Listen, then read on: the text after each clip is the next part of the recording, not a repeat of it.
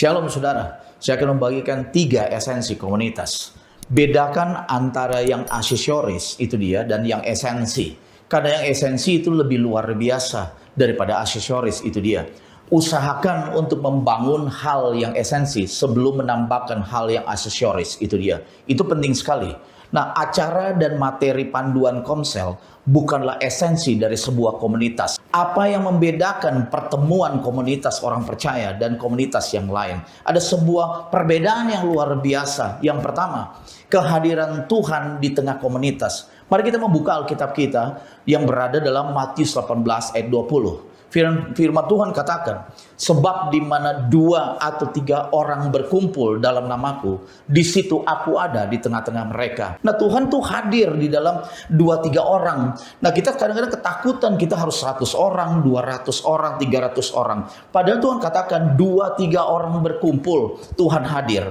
Mari kita membukanya di dalam Kolose 1 ayat 25 sampai 27. Aku telah menjadi pelayan jemaat itu sesuai dengan tugas yang dipercayakan Allah kepadaku untuk meneruskan firman-Nya dengan sepenuhnya kepada kamu, yaitu rahasia yang tersembunyi dari abad ke abad dan dari turunan ke turunan, tetapi yang sekarang dinyatakan kepada orang-orang kudusnya.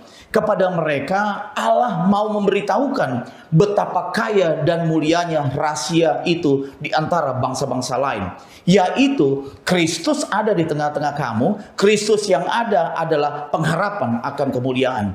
Kalau kita membacanya Kolose 1 ayat 25 sampai 27, luar biasa. Saya beritahu saudara bahwa waktu saudara menerima firman Tuhan, saudara meneruskan kembali karena Kristus ada di tengah-tengah kamu, dan Kristus juga ada di dalam sebuah komunitas-komunitas kecil. Dan saudara berusahalah bahwa kita merubah paradigma kita bahwa Tuhan hadir di dalam komunitas-komunitas kecil. Nah, Tuhan Yesus adalah pribadi pemersatu dari segala perbedaan yang ada. Yang kedua, hubungan kasih sebagai keluarga. Itu paling penting. Mari kita membukanya 1 Timotius 3 ayat 15. Firman Tuhan katakan, jadi jika aku terlambat, sudahlah engkau tahu bagaimana orang harus hidup sebagai keluarga Allah. Yaitu jemaat dari Allah yang hidup, tiang penopang dan dasar kebenaran.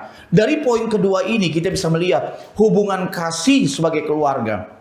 Jadi Alkitab katakan itu dia, bagaimana orang harus hidup sebagai keluarga Allah. Nah, waktu di komunitas akan muncul sebagai keluarga. Saudara bukan orang asing. Waktu saudara datang berkumpul, saudara adalah bagian keluarga. Kita harus rubah cara pikir kita bahwa komunitas bukanlah sekedar pertemuan mingguan, tetapi ada sebuah hubungan yang natural dibangun hari demi hari sebagai keluarga ilahi. Sekali lagi. Nah, mari kita membukanya Filipi 2 ayat 1 sampai 5. Firman Tuhan katakan, jadi karena dalam Kristus ada nasihat, ada penghiburan kasih, ada persekutuan roh, ada kasih mesra dan belas kasihan.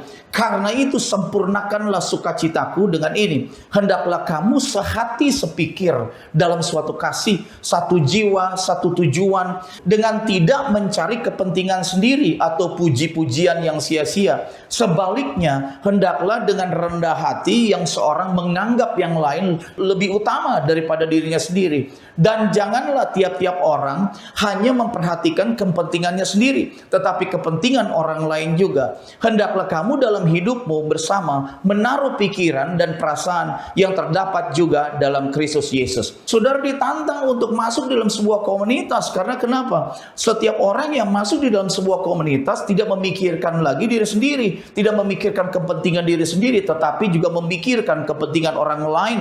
Karena di situ muncul kata ayat 5, hendaklah kamu dalam hidupmu bersama menaruh pikiran dan perasaan yang terdapat juga dalam Kristus Yesus. Sekali lagi. Nah, kita tidak pergi ke keluarga. Keluarga bukanlah suatu peristiwa atau tempat. Tentu saja keluarga yang sehat akan sering berkumpul. Tetapi seringnya berkumpul bersama bukanlah jaminan bahwa kita adalah keluarga. Hubungan satu sama lainlah yang membuat sebuah keluarga. Gereja bukan dibangun berdasarkan pertemuan, tetapi gereja dibangun berdasarkan hubungan. Poin yang ketiga, saudara belajar saling menjadi budaya. Budaya dalam komunitas adalah kata saling. Saya beritahu saudara sekali lagi. Mari kita membuka Alkitabnya Ibrani 10 ayat 24 sampai 25. Firman Tuhan katakan, Dan marilah kita saling memperhatikan supaya kita saling mendorong dalam kasih dan dalam pekerjaan baik. Janganlah kita menjauhkan diri dari pertemuan-pertemuan ibadah kita seperti yang dibiasakan oleh beberapa orang, tetapi marilah kita saling mengasihi dan semakin giat melakukannya menjelang hari Tuhan yang mendekat. Ada 3 kata saling. Yang pertama adalah saling memperhatikan. Ada sebuah perhatian di situ di dalam sebuah komunitas. Ada yang kedua, saling mendorong. Dorongan itu berbicara motivasi. Saudara bisa motivasi orang lain. Yang ketiga, ada kata saling menasehati, adalah memberi masukan-masukan yang baik, memberi membangun sesuatu yang baik luar biasa. Komunitas bukanlah program, tetapi merupakan gaya hidup orang percaya. Gol pertemuan komunitas adalah hubungan kasih yang terbangun sebagai sebuah keluarga. Yang kedua, setiap anggota diberdayakan untuk berfungsi dalam kerajaan Allah. Jadi waktu saudara masuk dalam sebuah komunitas, orang harus memberdayakan bahwa saudara adalah orang yang berfungsi dalam kerajaan Allah. Justru itu saya beritahu bahwa saudara sekali lagi, mari kita membuka Kisah Para Rasul 2 ayat 41 sampai 47. Orang-orang yang menerima perkataannya itu memberi diri dibaptis, dan pada hari itu jumlah mereka bertambah kira-kira 3.000 jiwa. Mereka bertekun dalam pengajaran rasul-rasul dan dalam persekutuan, dan mereka selalu berkumpul untuk memecahkan roti dan berdoa. Maka ketakutanlah mereka semua, sedang rasul-rasul itu mengadakan banyak mukjizat dan tanda. Ayat 44 berkata, dan semua orang yang telah menjadi percaya tetap bersatu, dan segala kepunyaan mereka adalah kepunyaan bersama.